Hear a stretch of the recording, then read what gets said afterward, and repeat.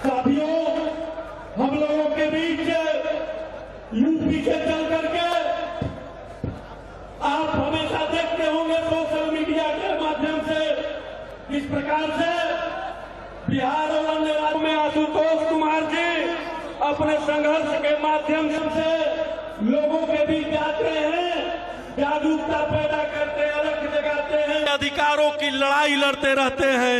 उसी प्रकार यूपी से सर्वेश पांडे जी हम लोग के बीच मौजूद है, जो यूपी से चल करके बेगूसराय की धरती पर आए हैं। लगातार सोशल मीडिया के माध्यम से देखते होंगे कि ये भी संघर्ष करते रहते हैं।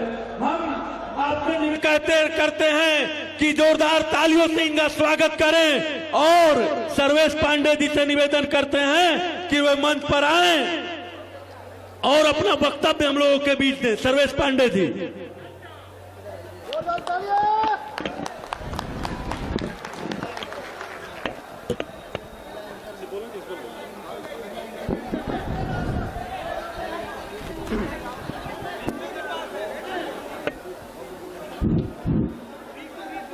भारत माता की, भारत माता की, भारत माता की, वंदे वंदे वंदे। जय परशुराम, जय परशुराम। आवाज दूर दूर तक जानी चाहिए। जय परशुराम, जय परशुराम। आज ये जो भीड़ देख रहा हूं, हृदय गदगद हो गया है मेरा।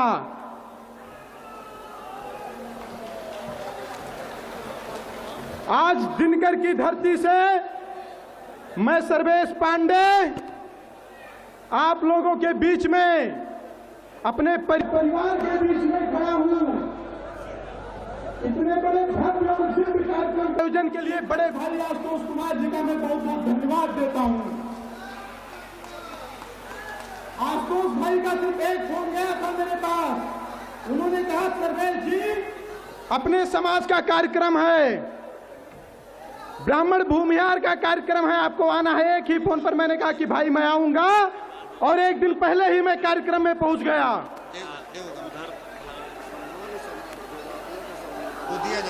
आज हमारे ब्राह्मण समाज के, भूमिहार समाज के भाइयों ने, माताओं ने, बहनों ने, पिता तुल्य बुजुर्गों ने यहां पर अपनी उपस्थिति दर्ज करवा करके लोगों को ये बता दिया है कि हम अलग नहीं हैं, हम एक हैं। हम अलग नहीं हैं, हम एक हैं। जिस तरीके से आज हमारे समाज को टारगेट किया जाता है, हमारे समाज को नीचा दिखाया जाता है, हमारे समाज को गिराने का प्रयास किया जाता है, आज की ये जो एकता है ये विरोधियों की छाती फाड़ देगी। आपकी एकता देख करके कोई विरोधी टिक नहीं पाएगा। आज आप लोगों, मैं बड़े कार्यक्रम जाता हूं, जगह जगह पर कार्यक्रमों में जाता हूं। लोग मुझसे कहते हैं भाई साहब सब हो सकता है, ये समाज एक नहीं हो सकता है। आज उन लोगों को आंख खोल करके देखना चाहिए कि आज वही समाज एक है और एक होकर के हजारों लाखों की संख्या में दहाड़ रहा है यहाँ पर। आज समाज में जितनी समस्याएं हैं, आशुतोष जी ने जब से संघर्ष करना शुरू किया है, समथिंग उसी के आसपास मैंने भी संघर्ष करना शुरू किया। आशुतोष जी हमारे बड़े भाई, हमसे बहुत बड़े हैं वो। जितने भी लोग मुझे जानते होंगे, सोशल मीडिया से देखते होंगे, आज ये समय की मांग है। हमने देश के लिए लड़ाई लड़ी है, हमने धर्म के लिए लड़ाई लड़ी है, लेकिन आज ये मांग है कि हम अपने जात के लिए लड़ाई लड़ें, हम अपने जात के लिए लड़ाई लड़ें। ये जो दिन रात आशुतोष जी प्रयास कर रहे हैं समाज को जोड़ने के लिए, जगाने के लिए, इससे उनका कोई व्यक्तिगत फायदा नहीं है, इससे उनका कोई व्यक्तिगत फायदा नहीं है। आज आप देख रहे हैं कि जो लोग सामने बोलते नहीं थे, वो आज हमारी आपकी बहन बेटियों पर भी टिप्पणी करने लगे हैं। आज आप देख रहे हैं कि जो लोग कभी हमारे सामने बोलते नहीं थे, वो हमारी बहन बेटियों पर टिप्पणी करने लगे हैं, हमारे समाज पर टिप्पणी करने लगे हैं। तो कल्पना करिए कि अगर आज आशुतोष जी का जो प्रयास है और हम संगठित नहीं हुए, तो आने वाले समय में अपना अस्तित्व नहीं बचा पाएंगे, आने वाले समय में अपना अस्तित्व नहीं बचा पाएंगे। हमेशा यह बात याद रखना चाहिए कि जब जब हम बटे हैं, तब तब हम कटे हैं। अब बटने का समय नहीं है, एक होकर के लड़ने का समय है। आशुतोष जी काफी दिनों से सौड़ों की लड़ाई लड़ रहे हैं, हम भी सौड़ों की लड़ाई लड़ रहे हैं। मैं एक बात बताना चाहता हूं, आज जो समाज की स्थिति है, आप कल्पना करिए कि इससे पहले समाज की क्या स्थिति थी, और कल्पना करिए कि अगर आप संगठित नहीं हुए तो आने वाले समय में क्या स्थिति होगी। और ब्राह्मण भूमिहार वीरों की जाति है, ब्राह्मण भूमिहार वीरों की जाति है। हम हमेशा हम लोगों को जातवादी बताते हैं। हम एक बात बताएं, हम लोग कभी जातवादी नहीं थे, जातवादी हैं। तो हमेशा सर्वे भवन्तु सुखिना और सर्वे सन्तु निरामया की बात की है। हमने तो हमेशा वसुधैव कुटुंबकम की बात की है।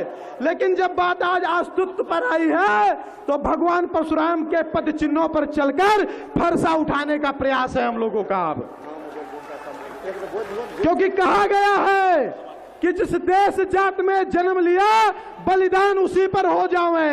देश के लिए बलिदान दे करके हमने देश को बचाया, अब जात के लिए कुछ करने का समय है, तो हम पीछे कैसे हट जाएं भाई। आज जात के लिए करने का कुछ समय है, तो पीछे कैसे हट जाएं। और एक बात इस मंच से कहना चाहता हूं, हमसे बड़ा राष्ट्रवादी और हमसे बड़ा सनातनी कोई नहीं है। हमसे बड़ा राष्ट्रवादी, हमसे बड़ा सनातनी कोई नहीं है। अगर 700 साल मुगलों का शासन, 250 साल अंग्रेजों का शासन, शकहूर यवनों के शासन के बाद भी आप द्वितीया तृतीया अष्टमी षष्टमी मनाते हैं, भगवा पहनते हैं, तिलक लगाते हैं, तो ये हमारी वजह से, तो ये हमारी वजह से। आज जात जात की बड़ी बात हो रही है, लोग अपनी जात गिनवा रहे हैं।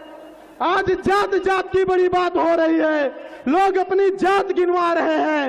एक बात बता दे भैया, हमारे पूर्वजों ने कभी जात गिनवाने की बात नहीं की।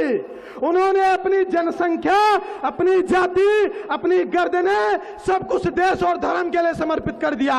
अगर वो ये सोचते कि नहीं हमको जात ही बचाना है, तो मैं चैलेंज के साथ कहता हूं कि हमारी जाति से ज्यादा किसी की संख्या ही ना होती, हमारी जाति से ज्यादा किसी की संख्या ही ना होती। लेकिन हमने कभी जात के बारे में नहीं सोचा, हमने हमेशा राष्ट्र के बारे में सोचा, हमने हमेशा धर्म के बारे में सोचा, हमने हमेशा मानवता के बारे में सोचा। हम हमेशा कहते हैं विश्व का कल्याण हो, प्राणियों में सद्भावना हो। हम कभी जातियों में सद्भावना की बात नहीं करते, हम कभी ब्राह्मण और भूमिहार के कल्याण की बात नहीं करते, विश्व के कल्याण की बात करते हैं। तो ये जात जात की बात खत्म होनी चाहिए।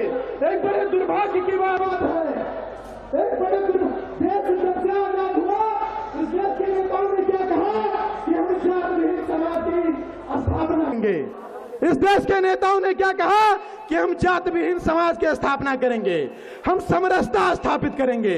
लेकिन ये दुखद है, दुर्भाग्यपूर्ण है कि आजादी के 75 साल बाद जातिगत जनगणना करवा करके लोगों के अंदर जातीय भावना पैदा की जा रही है, लोगों के अंदर जातीय भावना पैदा की जा रही है। लोग समरसता की बात करते हैं, हम तो समरसता के नाम पर आते। अगर संख्या ही सब कुछ होती तो 80,000 मुगलों के सामने 8,000 राजपूत न लड़ पाते। तो संख्या मायने नहीं रखता, हमारा साहस, हमारा हौसला मायने रखता है। और मैं एक बात और बताऊं, मैं आया हूं, कल ही यहां होटल में रुका हूं, बहुत सारी बातें सामने आ रही हैं। कुछ लोग कह रहे हैं कार्यक्रम राजनीति के लिए किया जा रहा है, कुछ लोग कह रहे हैं कि अपना अपना लाभ होगा। मैं कहता हूं आप भी अपने लाभ के लिए इतनी संख्या एकत्रित कर दो, हम आपके साथ खड़े रहेंगे। आप भी अपने लाभ के लिए, अपनी राजनीति के लिए इतनी संख्या एकत्रित कर दो, हम अपने साथ खड़े रहेंगे। एक बात मैं डंके के चोट पर और खुले मंच पर कहना चाहता हूं, अगर कल आवश्यकता पड़े और एमपी एमएलए का चुनाव लड़ना पड़े आशुतोष जी को, तो मैं कहूंगा कि आप लड़ो, और आपका भाई आपके साथ पीछे मजबूती से खड़ा फाड़ कर फेंक देता है। तो हमारे भी समाज का कोई एक व्यक्ति ऐसा होना चाहिए कि सदन में हमारे खिलाफ कोई भी वोटिंग हो, कोई भी बिल पारित किया जाए तो उस बिल को वो फाड़ सके। मेरी बातों से आप लोग सहमत है कि नहीं सहमत हैं? मेरी बातों से आप लोग सहमत है कि नहीं सहमत हैं? भारत माता की।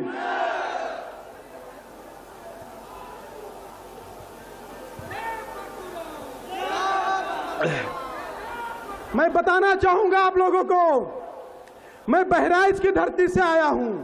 बहराइच बेगूसराय से 600 किलोमीटर दूर है।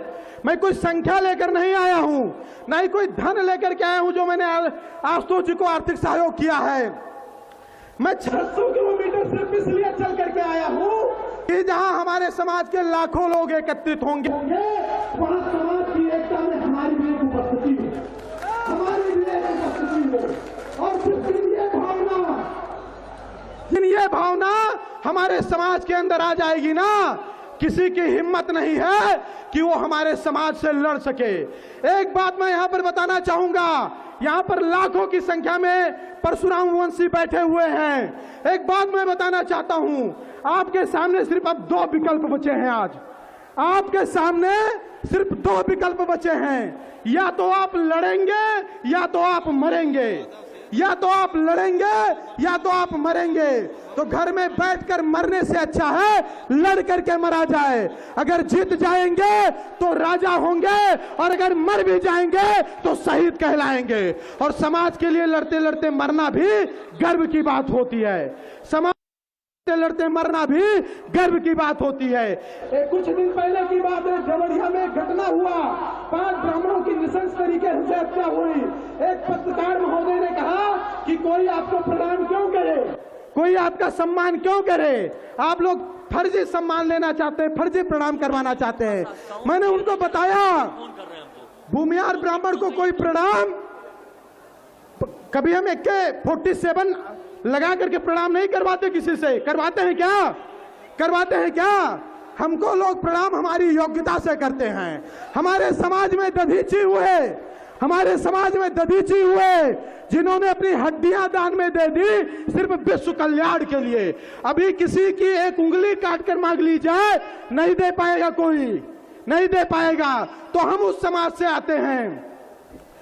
तो मैं सिर्फ यही इतना कहना चाहता हूं, क्योंकि 4:30 बजे मेरी ट्रेन है।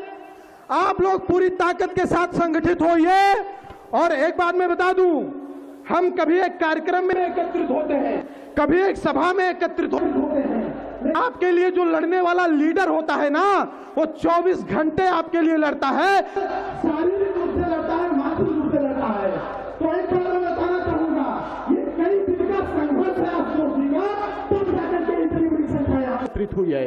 ये एक दिन का संघर्ष नहीं है। हाँ, लोगों को लग सकता है कि आज लोगों को बुलाया गया, लोग आ गए। ये कई दिन की त्याग और तपस्या है, तब लोग यहां पर आए हैं। तो मेरा निवेदन है, आप अपने इस भाई को कभी पीछे मत हटने दीजिएगा। और एक वादा करके मैं इस बिहार की धरती से जा रहा हूं, मैं एक वादा करके इस बिहार की धरती से जा रहा हूं, समाज हित में आशुतोष जी का जहां पसीना गिरेगा, सर्वेश पांडे अपना खून बहाने के लिए तैयार रहेंगे। सर्वेश पांडे अपना खून बहाने के लिए तैयार रहेंगे। इन्हीं शब्दों के साथ मैं अपनी वाणी को विराम दूंगा, क्योंकि बहुत सारे वक्ता हैं, समय का भी अभाव है। भारत माता की जय, वंदे मातरम, जय भगवान परशुराम। धन्यवाद सर्वेश पांडे जी। वह नर नहीं पशु समान है, जिसको जाति का अभिमान है। हम आपको